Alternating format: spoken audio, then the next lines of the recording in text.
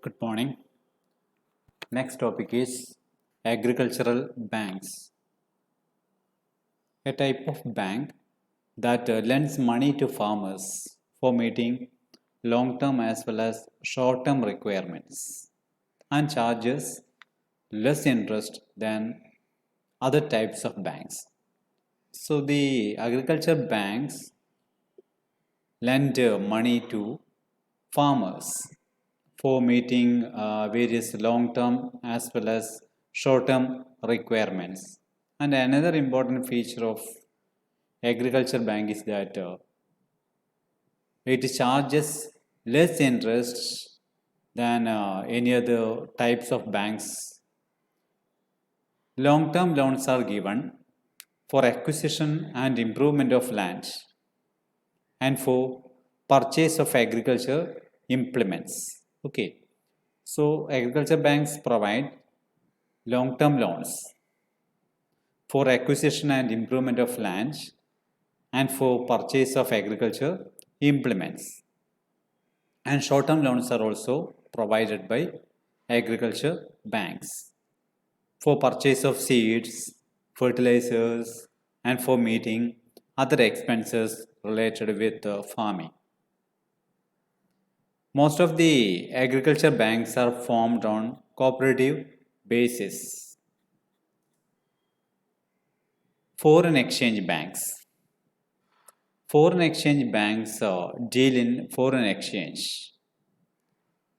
They specialize in financing international trade. Okay, they are financing for international trade, both for import and export. What are the services provided by foreign exchange banks? Let us see.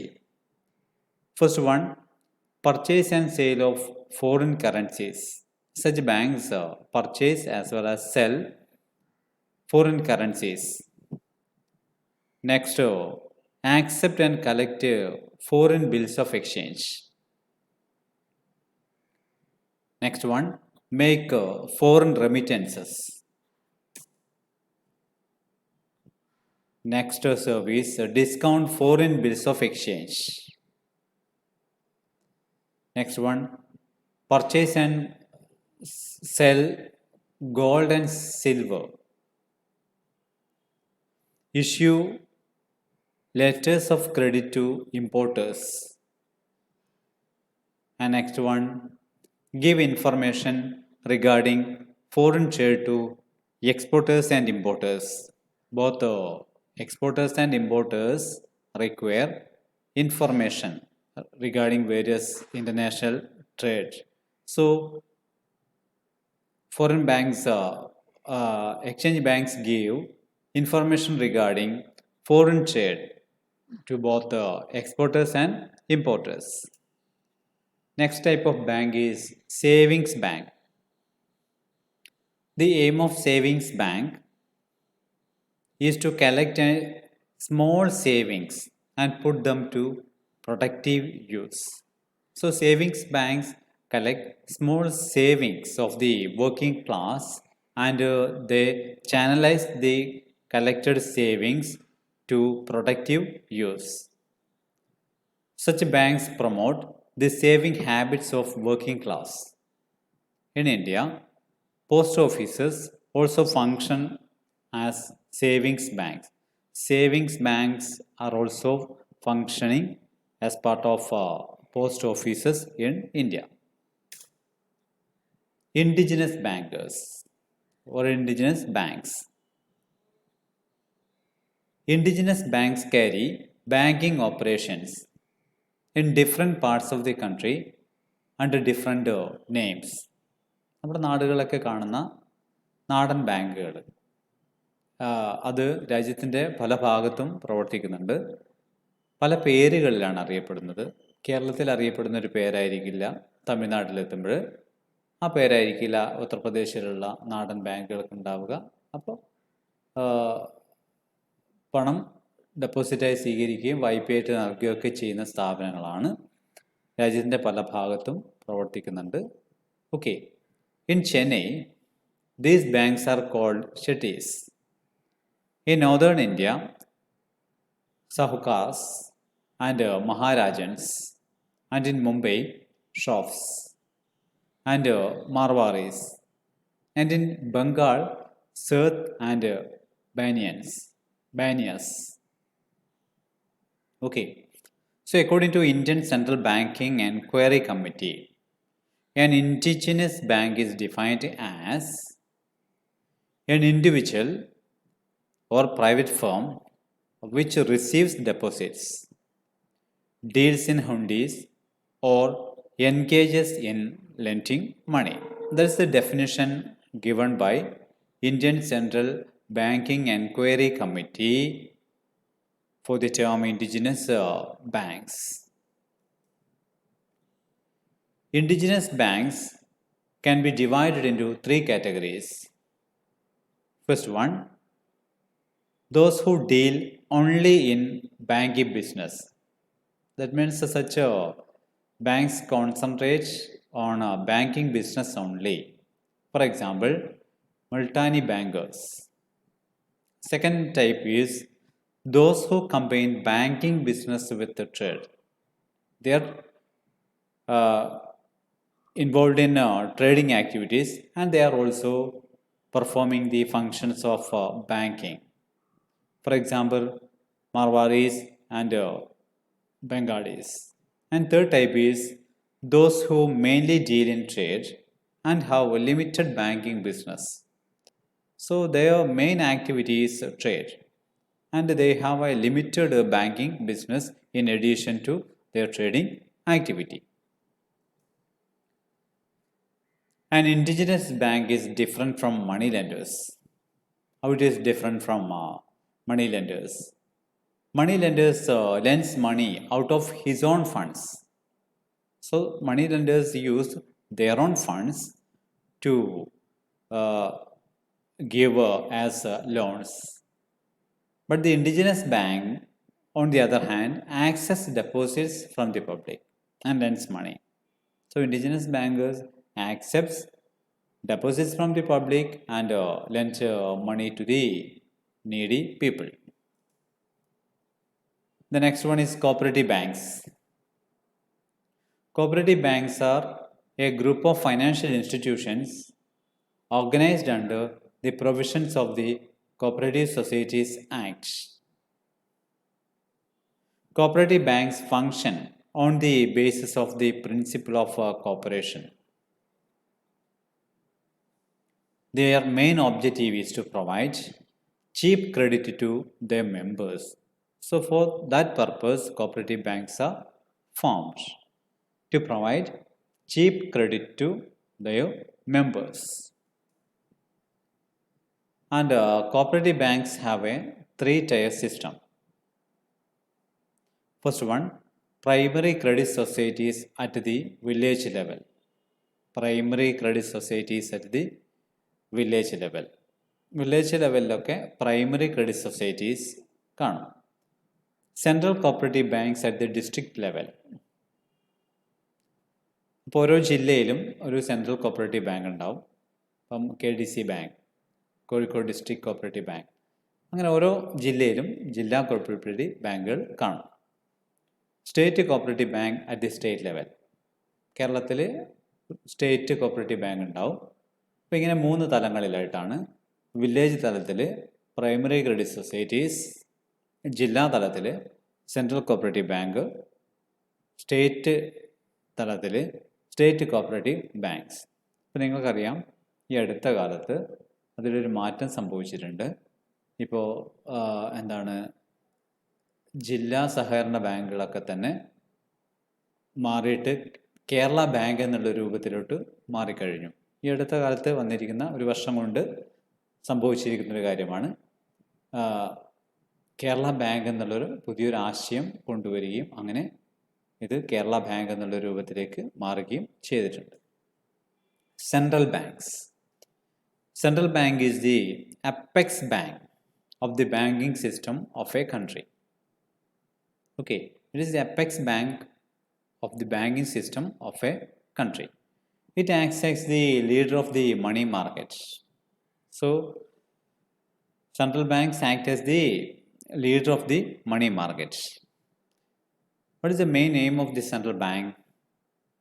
To regulate, control, and supervise the whole banking system of a country.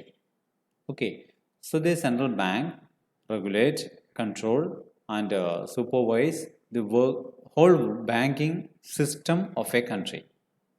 In India, Reserve Bank of India is our central bank. Regional rural banks, RRBs. Regional rural banks were started in 1975 with a view to increase the local participation of banks to meet the credit needs of small income group. Okay, so it was started in the year 1975 with a view to increase the local participation of banks to meet the credit needs of small income group.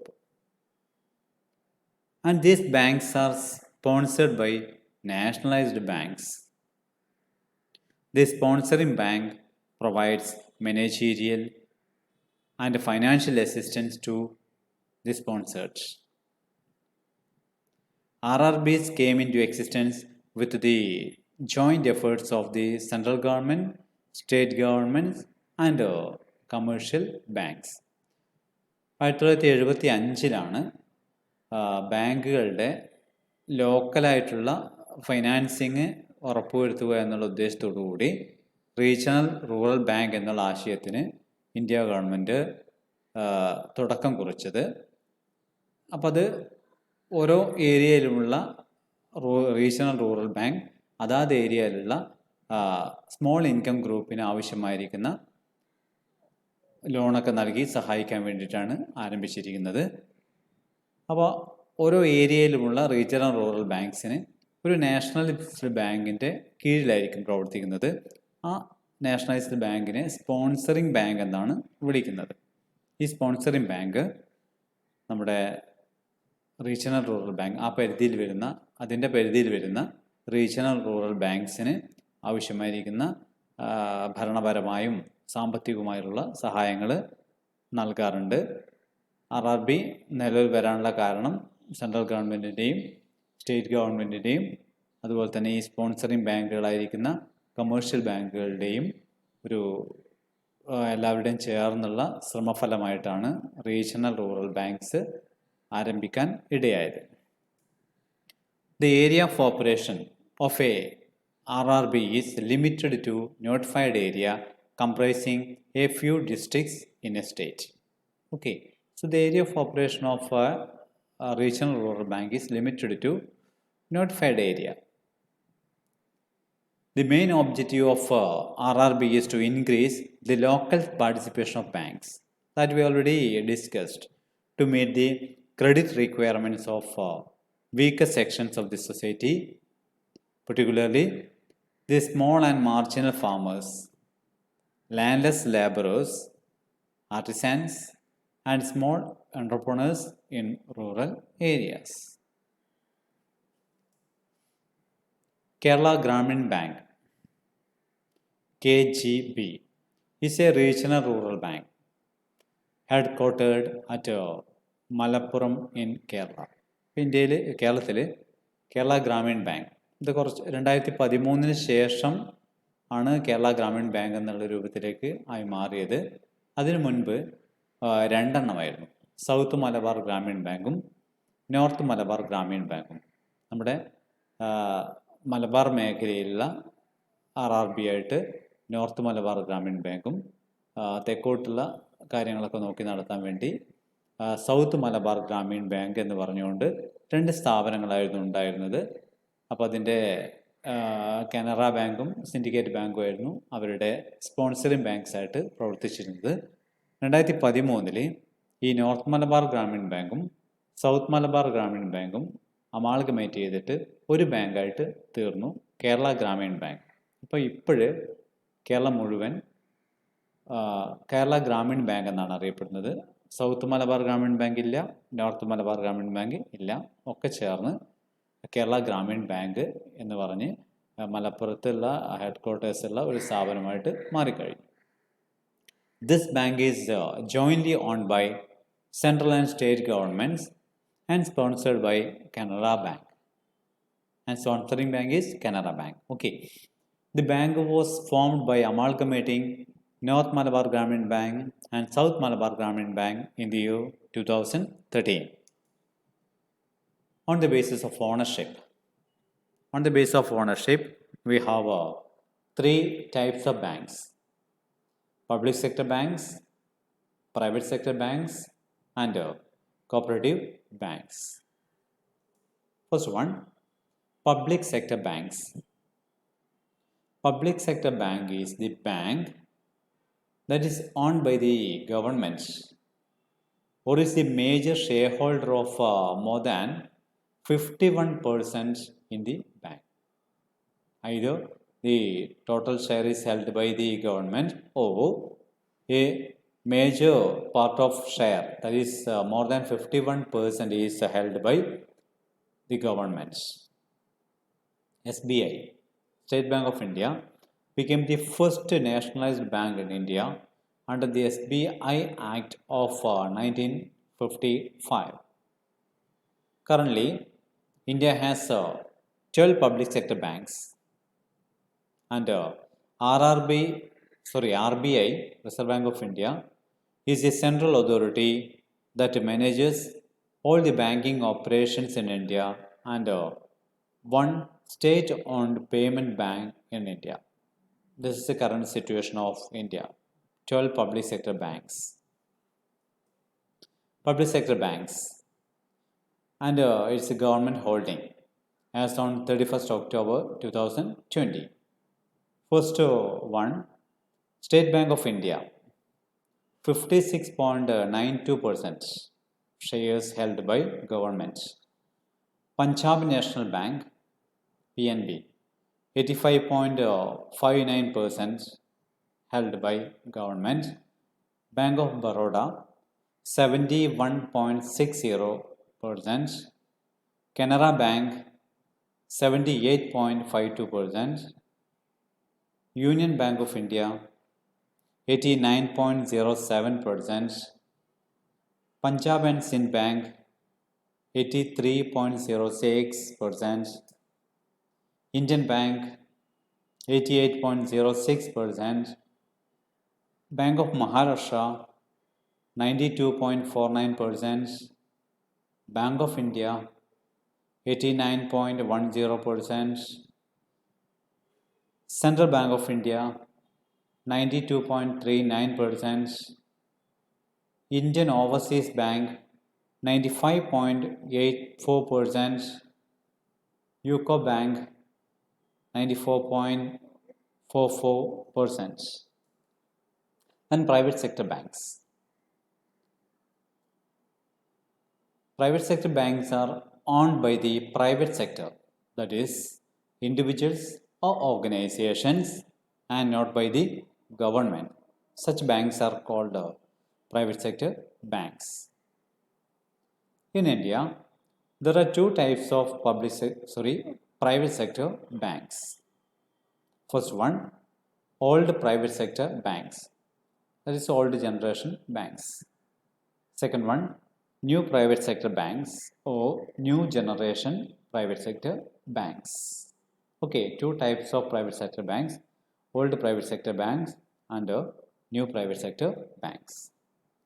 First one, old private sector banks. Old private sector banks are those which existed in India at the time of nationalization of major banks, but were not nationalized due to their small size or some other reasons. So these banks were existed in India at the time of nationalization of major banks, but these banks were not nationalized. What is the reason? Due to their small size or some other reasons, these banks were not nationalized. After the banking reforms, these banks got license to continue and have existed in India along with new private banks and government banks. After the banking reforms, Or these old private sector banks got a license to continue. Then old private sector banks. At present, there are 12 old private sector banks in India. First one, Catholic Syrian Bank, City Union Bank, Dhanalakshmi Bank, Federal Bank, Jammu and Kashmir Bank, Karnataka Bank, Karur Vaishya Bank, Lakshmi Vilas Bank, Nainital Bank, Ratnagar Bank, South Indian Bank, Tamil Nadu Mercantile Bank. Okay. Among the above, Nainital Bank is a subsidiary of the Bank of Baroda, which has a 98.57 stake in it. New private sector banks in India. The new private sector banks were incorporated as per the revised guidelines issued by Reserve Bank of India regarding the entry of private sector banks in 1993. So the new private sector banks were incorporated as per the revised guidelines issued by RBI in the year 1993. At present, there are 9 new private sector banks. First one, Axis Bank. Development Credit Bank, DCB Bank Limited. HDFC Bank, ICICI Bank, IndusInd Bank, Kotak Mahindra Bank, Yes Bank, IDFC Bank, Bandhan Bank of Bandhan Financial Services. Then now, cooperative banks. Cooperative banks are jointly run by a group of individuals under the cooperative laws of the country. Such banks are jointly run by a group of individuals, members, under the cooperative laws of the country. The main aim of these banks is to provide cheap credit to their members. The cooperative credit is the main institutional source of agriculture finance in India even now. Cooperative credit given by cooperative banks is the main institutional source of agriculture finance in India even now. Cooperative banking system in India is a 3-tier structure that we already discussed, consisting of primary societies at the local level, central cooperative banks at the district level, and state cooperative banks at the state level. The primary societies cater to the short-term and medium-term requirements of the villagers. Urban cooperative banks and employees credit societies are formed in urban areas to provide non-agricultural credit. The central cooperative banks are the Federation of Primary Societies and belongs to a specific district. Central cooperative banks are the Federation of Primary Societies and belongs to a particular district only. They lend money to primary societies. The state cooperative bank is the apex bank, functioning at the state level. The main aim of state cooperative bank is to provide loans to central cooperative banks in order to enable them to provide necessary finance to primary societies. The main aim of state cooperative bank is to provide loans to whom central cooperative banks in order to enable them to provide necessary finance to the primary societies. Okay, thank you.